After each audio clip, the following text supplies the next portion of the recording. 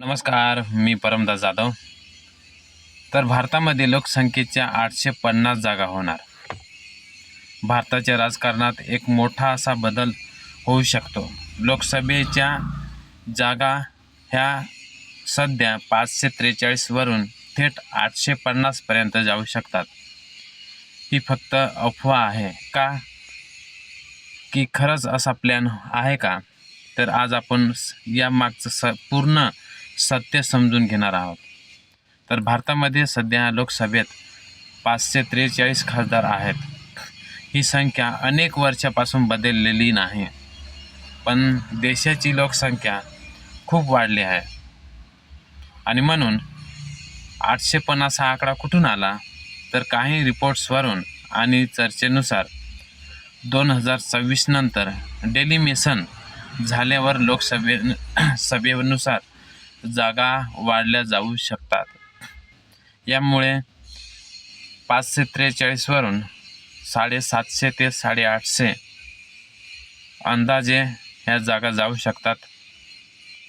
जर डेलिमिशन म्हणजे काय, तर मतदारसंघाची सीमा आणि जागा बदलणे.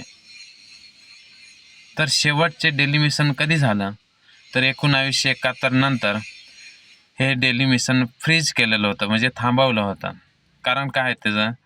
तर लोकसंख्या नियंत्रण करणाऱ्या राज्यांना त्याचा तोटा होऊ नये यासाठी 1971 मध्ये हे डेलिमिशन फ्रीज केलेलं होतं.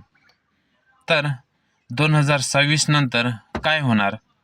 तर 2026 नंतर पुन्हा हे डेलिमिशन होणार आहे, ज्यामुळे नवीन मतदारसंघ तयार होतील.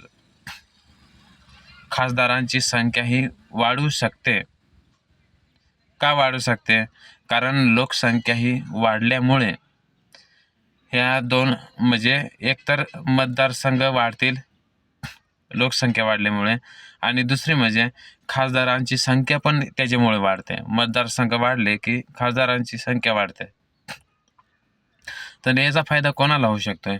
तर ज्या राज्यांची लोकसंख्या जास्त आहे, उदाहरणार्थ उत्तर प्रदेश, बिहार, यांना याची जास्त फायदा होऊ शकतोय. कारण याची लोकसंख्या ही वाढलेली आहे, भरपूर आहे, आणि म्हणून या राज्यांना जास्त जागा ह्या मिळू शकतात.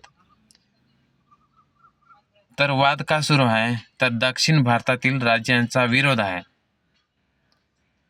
कारण त्यांनी लोकसंख्या नियंत्रण केलेली आहे, पण त्यांना कमी जागा मिळू शकतात, आणि त्यामुळे उत्तर वर्सेस दक्षिण वाद हा वाढतोय.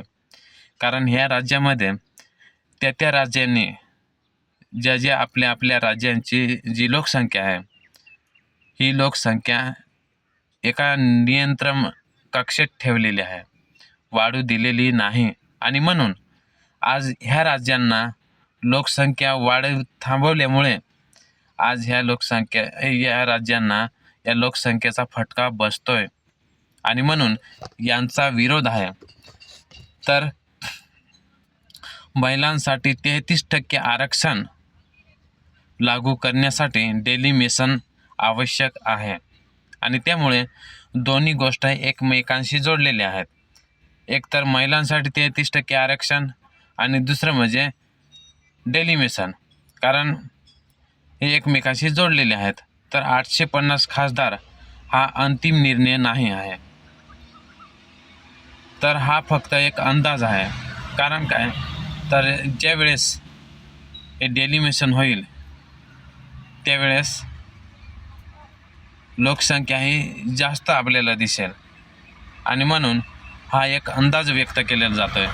याच्यामध्ये मतदारसंघ पण वाढतील, लोकसंख्येच्यामुळे मतदारसंघ वाढतील, आणि नंतर ते यांच्यावर खासदारांच्या संख्येवर ही वाढ आपल्याला होताना दिसेल.